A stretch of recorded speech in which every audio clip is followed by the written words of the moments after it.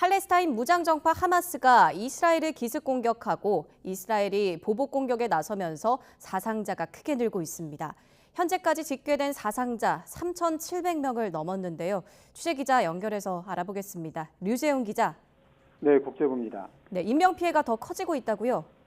네, 그렇습니다. 말씀하신 대로 현재까지 전해지는 양측의 사상자 전체 숫자는 3,700여 명에 이르고 있습니다. 이스라엘 현지 언론 등이 보도하고 있는 것을 보면 이스라엘 주민 피해는 사망자가 300명이 넘고 부상자도 1,500여 명 이상으로 늘었습니다.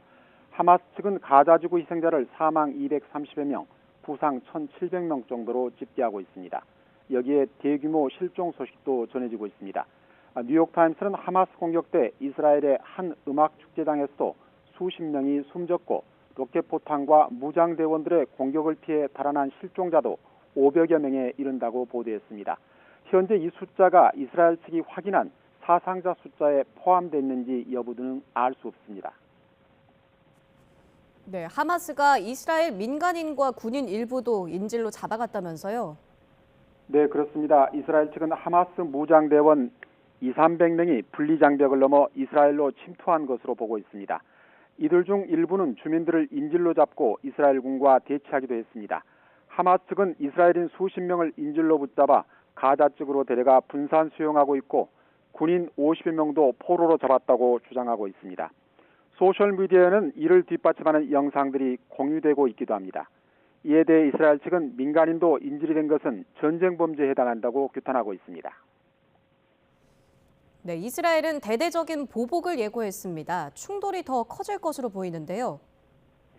네, 그렇습니다. 벤야민 네타냐후 이스라엘 총리는 이 상황을 전쟁으로 규정하고 모든 물리력을 동원해 보복하겠다고 선언했습니다.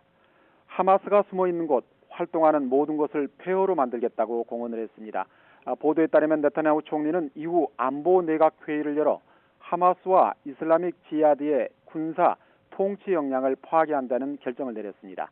한마디로 이번 계기에 팔레스타인 무장 세력을 뿌리 뽑겠다는 것입니다. 그런 만큼 이제 이스라엘은 일정 시점을 정해 팔레스타인 무장 세력에 대한 대대적인 군사작전에 나설 것으로 보입니다. 이와 함께 이스라엘은 팔레스타인 가자 지구에 대한 전력 공급을 중단하고 외부로부터의 연료와 물품도 차단할 것으로 전해지고 있습니다. 네, 하마스는 왜 이스라엘을 기습 공격한 겁니까? 네, 하마스가 소규모 폭력 사태를 일으키는 것을 넘어서서 이번처럼 로켓 공격의 대원 침투, 인질 확보 등을 한 것은 매우 이례적이고 극단적인 것으로 받아들여지고 있습니다. 그런 만큼 그 의도와 목적에 관심이 쏠리고 있는데요. 일단 하마스는 표면적으로는 팔레스타인에 대한 이스라엘의 탄압 중단을 내세우고 있습니다. 하마스 대변인은 이번 공격이 팔레스타인인이 수십 년간 겪어온 이스라엘의 모든 만행에 대응하기 위한 것이라고 밝혔습니다. 팔레스타인 자치정부 수반도 팔레스타인 주민에 대한 부당한 대우가 이스라엘과의 갈등을 폭발하게 했다고 말했습니다. 하지만 진짜 속내는 최근 이스라엘과 사우디아라비아가 관계 개선에 나서는 등 중동 평화 분위기가 형성되자 하마스가 입지가 좁아질 것을 우려해서 제동을 걸려는 것이라는 분석도 나오고 있습니다. 네, 국제사회 반응은 엇갈리고 있다고요? 네, 그렇습니다. 미국과 유럽연합 등 서방은 하마스의 공격을 강력히 규탄했습니다. 특히 미국 정부는 모든 분야에서 이스라엘을 강력 지원하겠다고 약속했습니다. 조 바이든 대통령은 네타냐후 이스라엘 총리와 통화를 하고 미국은 군사력을 포함해 이스라엘이 필요로 하는 모든 것을 확보하도록 할 것이라고 강조했습니다. 유엔 사무총장은 민간인 피해가 발생한 것에 대해서 자제를 호소하며 양측의 외교적 해결을 촉구했습니다.